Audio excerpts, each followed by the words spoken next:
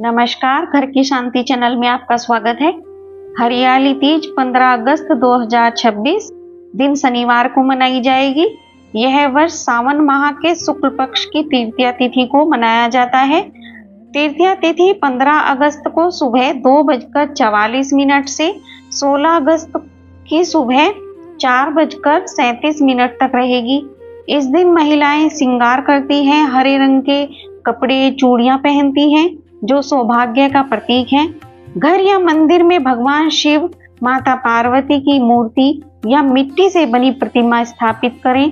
भगवान शिव को बेलपत्र, धतूरा, भांग, चंदन, फूल अर्पित करें। माता पार्वती को सुहाग की सामग्री, सिंदूर, बिंदी, चूड़ियां, मेहंदी, चुनरी चढ़ाएं।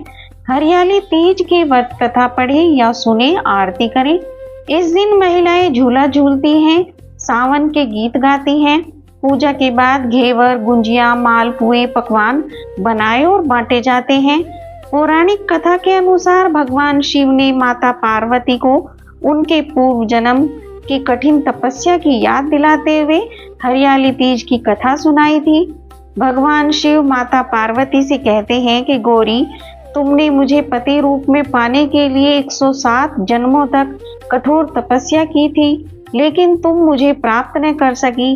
अपने 108वें जन्म में, जो कि पर्वतराज हिमालय के घर में हुआ था, तुमने फिर से कठिन तपस्या प्रारंभ की है। तुमने भाद्रपद महीने में जंगलों में भूखे प्यासे रहकर सूखे पत्ते खाए, कड़ाके की ठंड, भीषण गर्मी का सामना किया, नदी के जल में खड़े होकर तपस्या की। तुम्हारी इस कठिन तपस्या को देखकर तुम्हारे पिता अत्यंत दुखी थे। एक दिन महर्षि नारद जी राजा हिमालय के पास गए और कहा, भगवान विष्णु आपकी पुत्री से विवाह करना चाहते हैं। मैं उनका यह संदेश लेकर आया हूँ। राजा हिमालय बहुत प्रसन्न हुए। उन्होंने विष्णु जी के साथ पार्वती जी के विवाह के प्रस्ताव को स्वीकार कर लिया।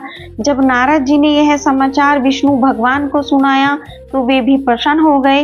लेकिन जब माता पार्वती जी को यह बात पता चली तो वे बहुत दुखी हो गई। उन्होंने अपनी सखी को बताया कि वे भगवान शिव को अपना पति मान चुकी हैं और अन्य किसी से विवाह नहीं कर सकती।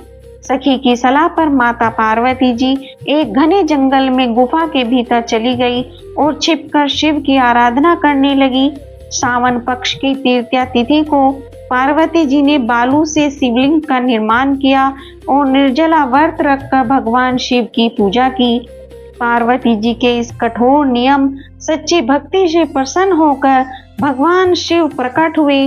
उन्होंने माता पार्वती की मनोकामना पूर्ण कर पार्वती को पत्नी रूप में स्वीकार करने का वरदान दिया। राजा हिमालय अपनी पुत्री को ढूंढते हुए वहां जंगल में पहुंचे। पार्वती ने अपने पिता को कहा, पिताजी, मैंने अपने पति का वरण भगवान शिव के रूप में कर लिया है। यदि आप मेरा विवाह शिव से करने को तैयार हैं तो मैं आपके साथ चलूंगी।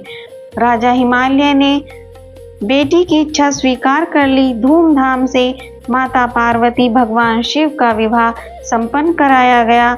भगवान शिव ने माता पार्वती से कहा, जो भी स्त्री सावन शुक्ल तृतीया के दिन पूरी निष्ठा भक्ति भाव से व्रत रखेगी, इस कथा को सुनेगी, उसे अखंड सौभाग्य प्राप्त होगा। नमस्कार।